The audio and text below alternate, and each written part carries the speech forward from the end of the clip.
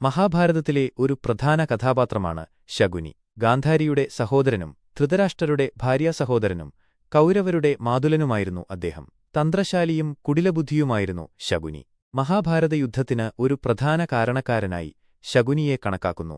ജനനവും ബാല്യവും ഗാന്ധാരരാജ്യത്തിലെ രാജാവായിരുന്ന സുബലന്റെ പുത്രനായിരുന്നു ശകുനി. ഗാന്ധാരിയായിരുന്നു അദ്ദേഹത്തിന്റെ സഹോദരി. ഗാന്ധാരിയെ ധൃതരാഷ്ട്രർക്ക് വിവാഹം ചെയ്തുകൊടുത്തതോടെയാണ് ശകുനിയുടെ ജീവിതം ഹസ്തിനപുരവുമായി ബന്ധപ്പെടുന്നത്.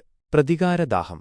ശകുനിയുടെ പ്രതികാരദാഹമാണ് അദ്ദേഹത്തിന്റെ ജീവിതത്തിലെ ഒരു പ്രധാന പ്രേരകശക്തി. ഗാന്ധാരിയെ വിവാഹം കഴിച്ചതിനുശേഷം ധൃതരാഷ്ട്രർ സുബലനെയും മക്കളെയും തടവിലാക്കിയെന്നും അവരിൽ ശകുനി മാത്രം രക്ഷപ്പെട്ടുവെന്നും ഒരു കഥയുണ്ട്. ഈ സംഭവമാണ് ശകുനിയെ കൗരവരോടും പ്രത്യേകിച്ച് ഭീഷ്മരോടും ദ്രോണരോടും പകവയ്ക്കാൻ പ്രേരിപ്പിച്ചതെന്ന് പറയപ്പെടുന്നു. എന്നാൽ മഹാഭാരതത്തിലെ പ്രധാന പാഠങ്ങളിൽ ഈ സംഭവം വ്യക്തമായി പറയുന്നില്ല.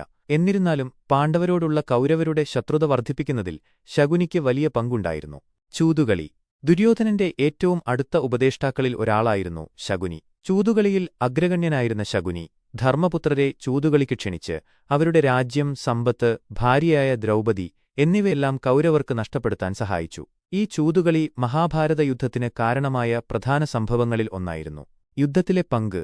കുരുക്ഷേത്രയുദ്ധത്തിൽ കൗരവപക്ഷത്തായിരുന്നു ശകുനി. തന്ത്രങ്ങളും കുതന്ത്രങ്ങളും മെനയുന്നതിൽ അദ്ദേഹം ദുര്യോധനനെ സഹായിച്ചു. യുദ്ധത്തിൽ പലപ്പോഴും കൗരവർക്ക് അനുകൂലമായ തന്ത്രങ്ങൾ മെനഞ്ഞത് ശകുനിയായിരുന്നു. എന്നാൽ യുദ്ധത്തിന്റെ 18-ാം ദിവസം സഹദേവനാണ് ശകുനിയെ വധിക്കുന്നത്. മഹാഭാരതത്തിലെ ഏറ്റവും ദുഷ്ടനായ കഥാപാത്രങ്ങളിൽ ഒരാളായിട്ടാണ് ശകുനിയെ പലപ്പോഴും ചിത്രീകരിക്കുന്നത്. അദ്ദേഹത്തിന്റെ കുതന്ത്രങ്ങളും സ്വാർത്ഥതാൽപര്യങ്ങളും മഹാഭാരതയുദ്ധത്തിന് കാരണമായ പ്രധാന ശക്തികളിലൊന്നായി കണക്കാക്കപ്പെടുന്നു.